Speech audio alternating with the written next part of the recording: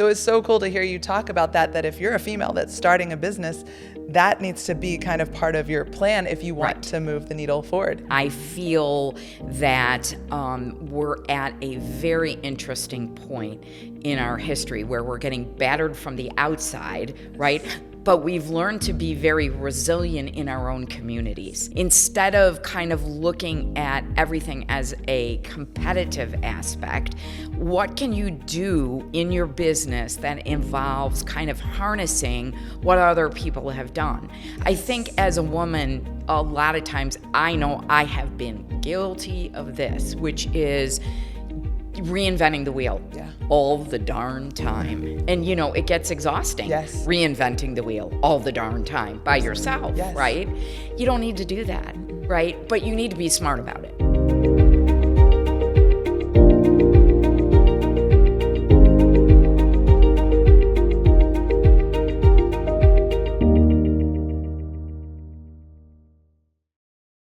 Hey, how are y'all doing today? It's Dani C with the Happy Life Agenda, and I am here with Juliet Peters from Framework Legal. And she is phenomenal at helping women scale and sell their small businesses. So we're going to talk a little bit about that today. And so welcome, Juliet. I'm so excited you're here. Thank you for having me. I so appreciate being here. Of course. So take me through your journey. Where have you been? What brought you here? And what got you to helping women with this amazing service that we all need? Becoming a lawyer is a second career for me. I started in a wholly different industry as a reporter and an anchor, right? And then I did a pivot when I was in my mid-30s and I became a lawyer. And even in my journey through law, I've had a lot of different iterations.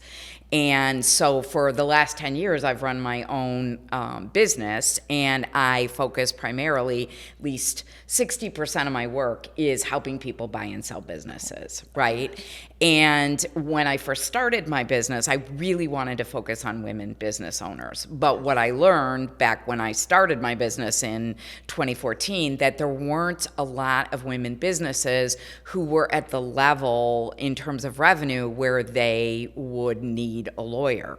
So typically that's probably around the 7-figure mark. And as you may or may not know, the amount of women who crack that 7-figure barrier, very small, 1.9%. That's it. Gosh. So very, very small. And then even those that are in the $500,000 range are only about 4% of the businesses.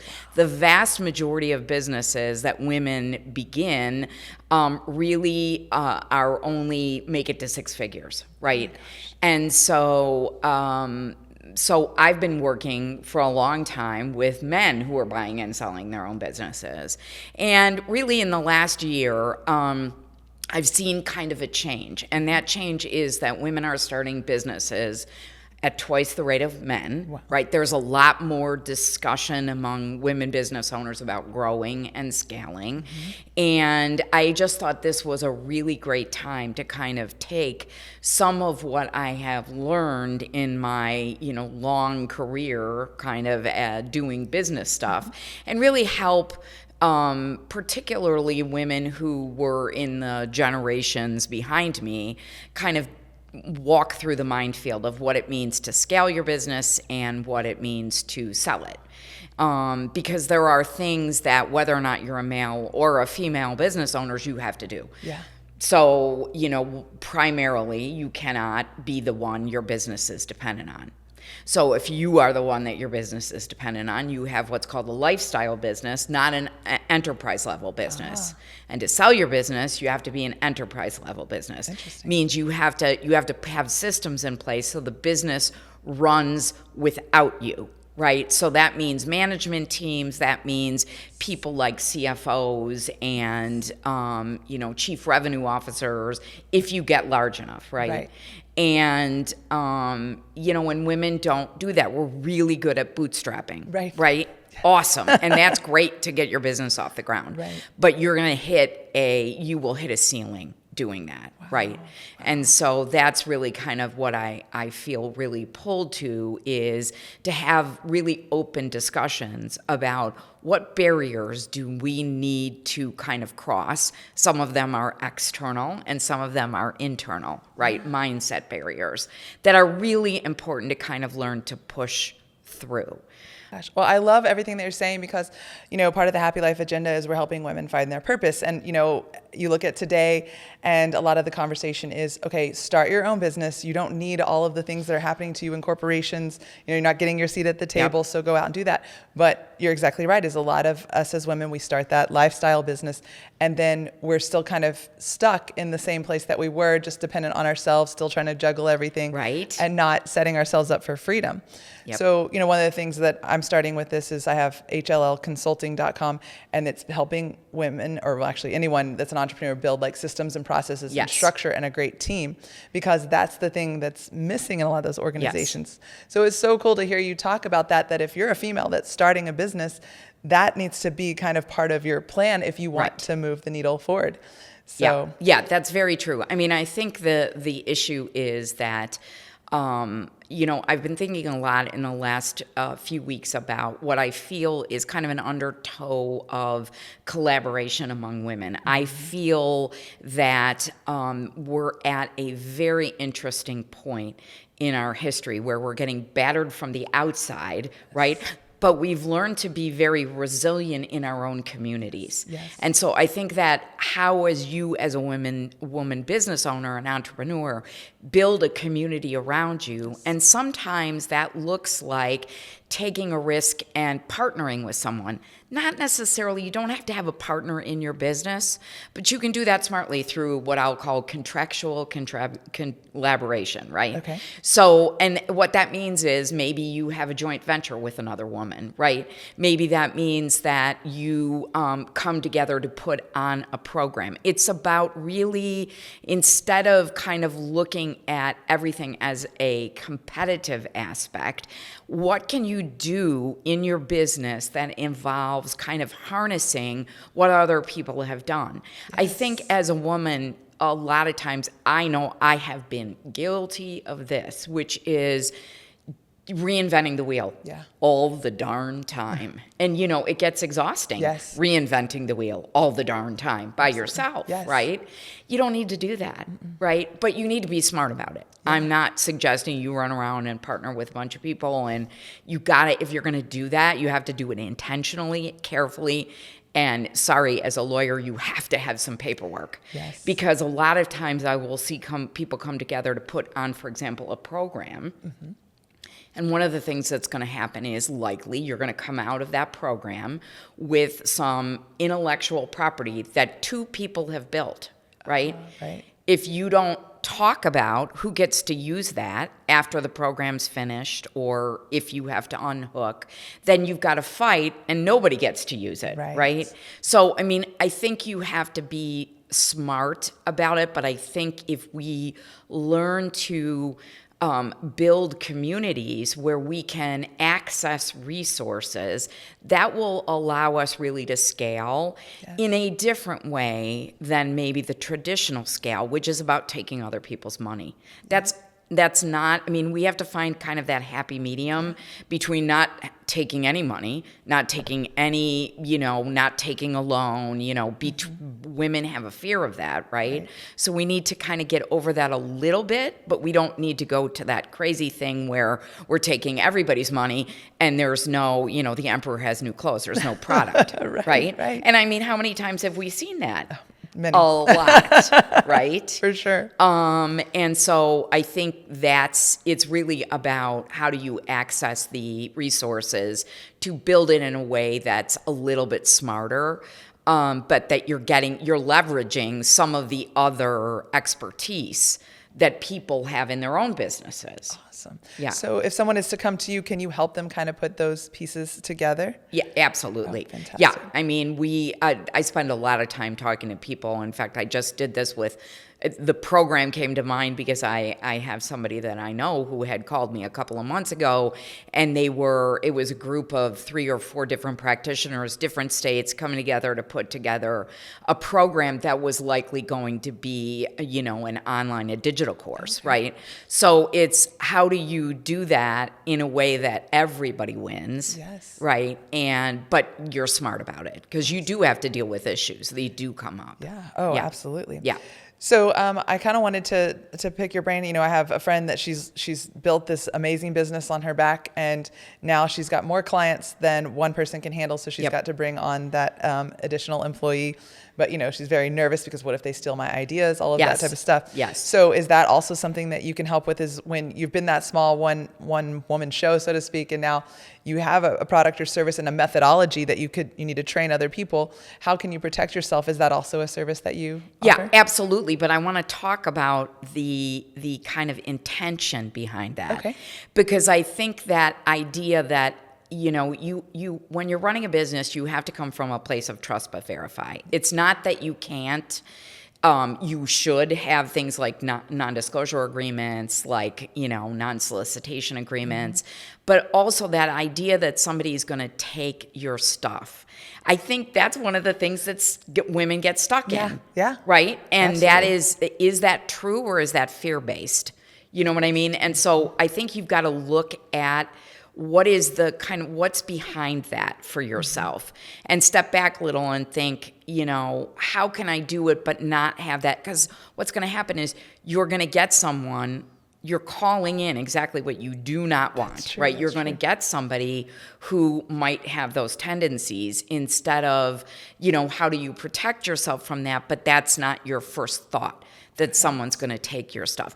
And, I was thinking about, I was talking to a friend last week about, sort of one of the things that I'm talking about doing is a little bit more coaching and training, right? But even at this stage of my life, I have that head trash that says, well, what do I have to offer that someone else has not offered? Because for me, as a student, really my whole life in business growth and development and personal development, back for a long time, right? There isn't anything new out there. Right. It's the delivery system. Right. And so I think that when you're running a business, that delivery system, your secret sauce in your business, is what you should be focused more on, and less on how do I bring in the right person. And frankly, your first hire, after you're like the solopreneur and now you're making a jump, that's a really important hire. But, if you don't feel, or you have a lot of fear around it, get help. Yeah. There are lots of coaches out there who can talk you through, how do I make that first most important hire? And maybe it doesn't work out. That's one of the things that I think as women, like I hear that from women a lot. I'm afraid that if I hire this person, they're going to be a disaster. Well, we've all had disasters. Right. In hiring. I mean, who hasn't had a disaster, right? It's kind of a so rite true. of, right? Part of the process. Right. Part of the process. It's a rite of passage. Yeah. And also it teaches you how, that is part of the growth trajectory. Yeah. And what happens a lot, and that's why I was talking to you about the partnership thing, what happens a lot is somebody they have a bad situation. I've had one, and then you don't do anything ever again, because that is staining you so badly that you don't want to. Again, we're limiting ourselves. Yeah, you're absolutely right. Limiting ourselves. So I love that you said that, because that's, another thing that we're here about is, like, you don't want to come from a place of fear, a place of lack. There are plenty of ideas. And even if you and someone else have the same idea, there are plenty of people out there that need help. Right. So, I mean, that's just phenomenal that you're able to, say, hey, let's let go of being afraid. Because that's probably the number one thing that we see women doing, is like, I'm not going to do it again, or they have that PTSD. I know. And I'm not suggesting ignore your PTSD. Right. I'm saying work through it. Yeah, learn but from it. You will learn from it, and know what not to do the next time, And I think, in matters of hiring, for example, you might gravitate towards, I know I have in my life gravitated towards people who were more same to me than different. That is That is a mistake. Because as your business grows, you're going to need a whole bunch of different people who have different skill sets, right? And different ideas than you do, and different personality types. Absolutely. You know, and I'm a big believer that you should absolutely test for positions, and you should use what's out there in terms of personality assessments, not so, so you know that you're getting the right person in the right seat, because one of the things is you might have a great person, but you might have them in the wrong position. True. Right? And how would you know that unless you do some legwork on that, right? It's always a mix of the soft skills and the, and the actual experience. But more and more, and I know we're gravitating into something we weren't really talking about, but more and more I think as you begin to grow your business, you really need to hire for attitude, not aptitude. Yes. Right? So that is the hardest, I think the single hardest thing, which is if the person is willing to learn, there are very few skills you cannot teach. Now, don't make me an accountant. I'll just tell you that right now. Right? I'm definitely not going to be your accountant. But you're probably not going to apply for that job either. I try really hard, but I really stink at it. Right? Please let me try, but I hate it. But I think that's really important, which is mostly anything can be trained. Yes. But if you need somebody who's got a deep commitment or, attention to detail, those are things, right, that's a core set of, that you really need to get in place. Absolutely. Yeah. I like that you talked about hiring because I read this book recently. It's by Dr. Benjamin Hardy. It's called Who Not How. And in there he talks about when you have, you're a solopreneur or you're in your business and you need to replace yourself in some places, analyze what you like to do and what you're good at. Right. And then find somebody who's good at the things that you don't like and that you're not good at. And, to your point is but it matters more if they have some of those soft skills that you can't teach, and you can train them on all of the, how to do email marketing, or, that's what it is in my space, but, whatever it might be. So, and I, in my current role, I have found that if I can get really good people, I can teach them the marketing part, but it's those little things. So that was really good advice. Yeah, I think that's really important. And I think that, you have to be able to take some leaps as you're growing. And that's really hard. And I think the first leap is the hardest. If you can make it past the first leap, bringing on the first person, then I think you have more of a chance of kind of scaling your business. But a lot of women entrepreneurs really get stuck. Yeah. They get stuck there. And I understand that desire not to want to manage people and to really only have to take care of yourself. But one of the things that I did when I first started my business, and I started my business from scratch. I had not a client. Wow. I was coming out of a public law firm, and so I work for Attorney General. Okay. And while I supervised 380 people, I had no clients. So I was really starting from ground zero. But even starting from ground zero, I knew my time was better off doing, for example, business development or going out and meeting people than it was doing my bookkeeping. Right. Even though I was a teeny tiny business and couldn't, not really afford a bookkeeper, I was like, okay, I'm going to be a hateful human being if I have to do my own bookkeeping. Yes. Period and end of story. So I will know what that number is that I need to make every month to cover the bookkeeper, and and that's what I'll do. Oh, and so, I think it's those kind of decision points. You have to know yourself and know what you enjoy doing, what you can offload, and where are you best suited to really give energy and air to your business. Absolutely. Those such great points. So I know that our audience here would love to learn more from you. Especially if you are looking to, start your small business, scale your small business, and you have some of those fears. Juliet is your woman to help you out. So can you tell everybody where they can learn more, find you, talk to you? Absolutely. So you can reach out to me at www.frameworklegal.com, or my personal email is juliet@frameworklegal.com. pretty easy. You can find me on LinkedIn. I'm on Instagram and Facebook. And I do monitor all that stuff regularly. So wonderful.